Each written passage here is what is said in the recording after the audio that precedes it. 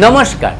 मैं डॉक्टर अरुण पाल আজি আপোনালোকৰ মাজত সৰু সুৰা সমস্যা লৈ আহিছো যাতে আপোনালোকে সেই সমস্যাৰ পৰা কেনেকুৱাকে মুক্তি পাব পাৰে যেনেকুৱা আপোনাৰ মাটি কিনিবলৈ কেতিয়াবা আপোনালোকে সমস্যা प्राप्त হ'ব পাৰে বা ফ্ল্যাট কিনাৰ সময়তো কিছুমান সমস্যা সৃষ্টি হ'ব পাৰে তো কি কৰিলে বা কেনেকুৱাকে আপোনালোকে সেই সমস্যা মুক্ত হ'ব বা কি ধৰণৰ মাটি বা ফ্ল্যাট ক্ৰয় কৰিলে আপোনালোকে ভাল ফল পোৱাৰ সম্ভাৱনা থাকিব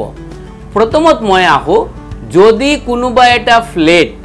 দেখা যায় যে আপোনাৰ নৈৰিত কোণত আপোনাৰ দৰজাখন আছে হেই ঘৰৰ ফ্ল্যাট কিনি কেতিয়াও আপোনালোকে নিকিনিব যদি আপোনালোকে কিনে আপোনালোকে কিনাৰ পিছতে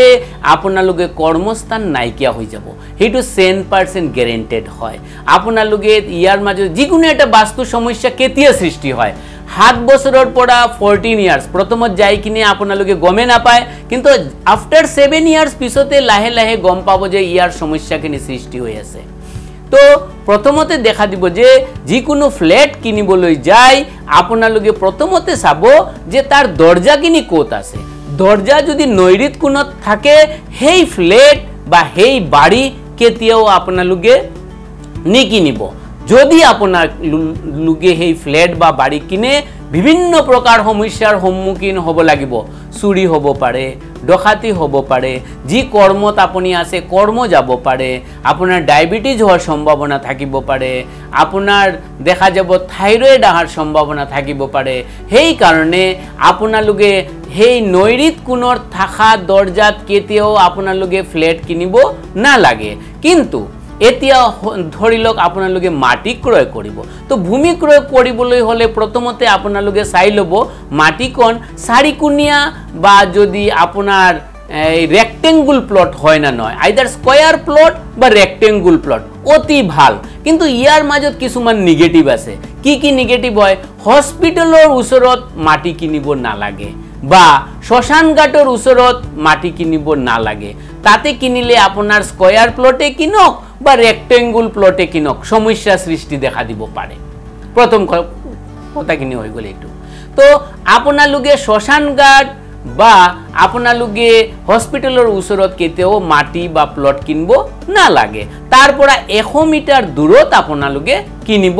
পাৰে ইয়াৰ উপৰিও যদি দেখা যায় ডাঙৰ আপোনাৰ মন্দিৰ আছে মন্দিৰৰ লগতো আপুনি মাটি কিনিব নোৱাৰে যদি কিনে তাতেও আপোনাৰ এটা নেগেটিভ ঊৰ্জা থাকিব পাৰে আৰু এটা বস্তু আছে যদি আপোনালোকে বন্ধ গলিৰ লাষ্ট মাথাত আপুনি ফ্ল্যাটটো লয় তাতেও কেতিয়াবা দিগদাৰি পাব পাৰে এই 3-4টা বস্তু মাটি বা ফ্ল্যাট কিনিবলৈ যায় প্ৰথমত আপোনালোকে চাই লব সেকেন্ড অপশনটো হৈ গল যদি আপোনাৰ ফ্ল্যাটৰ সন্মুখত মিটাৰ কোণ থাকে যোন ফ্ল্যাটৰ সন্মুখত আপোনাৰ মিটাৰ বা ট্ৰান্সফৰ্মাৰ কোণ আছে সেই ট্ৰান্সফৰ্মাৰৰ এটা নেগেটিভ এনাৰ্জি সেই ফ্ল্যাটৰ ওপৰত আহে তাৰ কাৰণে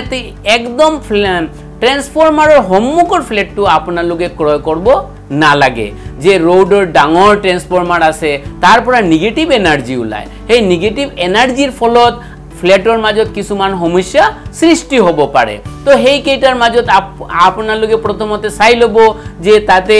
মন্দিৰ আছে না নাই শ্মশান ঘাট আছে না নাই বা হস্পিটেল আছে না নাই বা ট্ৰান্সফৰ্মাৰ আছে না নাই হেইখিনি মেজৰ হেইখিনি থাকিলে যিমানে বাস্তু আপোনাৰ ভাল থাকক না কিয় বাস্তুখিনি আপোনাৰ বেয়া হোৱাৰ সম্ভাৱনা প্ৰবল থাকিব সেকেন্ড থিং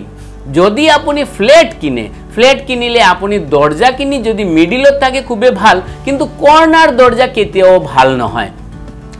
কিবা না কিবা এটা সমস্যা আপোনাৰ থাকিব পাৰে তাৰ কাৰণে আপুনি ভাল বাস্তুবিদৰ লগত পৰামৰ্শ লৈ তাৰ প্ৰতিকাৰ বিধান লব যদি প্ৰতিকাৰ বিধান নলয় তাৰ কাৰণে যিকোনো কৰ্নাৰ ডোৰ এতিয়া ধৰিলক আপোনাৰ ঈশান কোণ হৈ গল অগ্নি কোণ হৈ গল নৈৰিত কোণ হৈ গল বায়ু কোণ হৈ গল প্ৰতিটা দিগতে কিছু না কিছু এটা সমস্যা আহে কিন্তু একদম এক্সট্ৰিম সমস্যাটো আহে নৈৰিত কোণত যদি কেতিয়াবা আপোনাৰ কোণ কেইটা আপুনি হেৰি কৰিব নোৱাৰে নৈৰিত কোণ মাস্ট এভয়েড আপোনাৰ কৰিবই লাগিব যদি নৈৰিত কোণ আপুনি এভয়েড নকৰে আপোনাৰ বিৰাট সমস্যা সৃষ্টি হ'ব পাৰে আৰু এটা কথা আছে যদি আপোনাৰ ফ্ল্যাটৰ মাজত ঈশান কোণত যদি বাথৰুম হয় সেই বাথৰুম থাকাৰ কাৰণে আপনাৰ কৰ্মস্থানেৰ সমস্যা দেখা দিব পাৰে বা লড়া ছোৱালীৰ পঢ়া শুনার সমস্যা দেখা দিব পারে বা সদায় রোগ ব্যাধি দেখা দিব পারে। তার কারণে যিকোনো ফ্ল্যাটর ঈশান কোণত যদি টয়লেট বাথরুম থাকে সেইখিনি আপোনালোকে এভয়েড কৰিব। যদি এভয়েড নকৰে আপোনালোকে লাহে লাহে তাৰ ইম্পেক্টখিনি পৰিয়ালৰ যিমান কেইটা সদস্য আছে সবৰ ওপৰতে পৰিব আৰু আপোনালোকে ভুগিব লাগিব। তাৰ কাৰণে আপোনালোকে ভাল বাস্তুবিদৰ লগত সুপৰামৰ্শ ল'ব আৰু ভাল ফল পাব, তাৰ ৰেক্টিফিকেশ্যন কৰি ল'ব। তথাপিও যিমান পাৰিব আপোনালোকে সেইখিনি বস্তু এভয়েড কৰিয়ে কিনিব যাতে আপোনালোকৰ বাস্তুৰ কোনো প্ৰকাৰৰ প্ৰতিকাৰৰ প্ৰয়োজন নহয়। বাস্তু বিনা প্ৰতিকাৰত যদি আপোনালোকে ঘৰ বাড়ি বা ফ্ল্যাট লয় তাৰ চাইতে ভাল ৰিজাল্ট কেতিয়াও নহয়। তাৰ কাৰণে যিকোনো ভাল ফ্ল্যাট বা মাটি বা বাড়ি কিনাৰ আগতে বাস্তুবিদৰ পৰামৰ্শ লৈ আপোনালোকে কিনিব। ধন্যবাদ, নমস্কাৰ।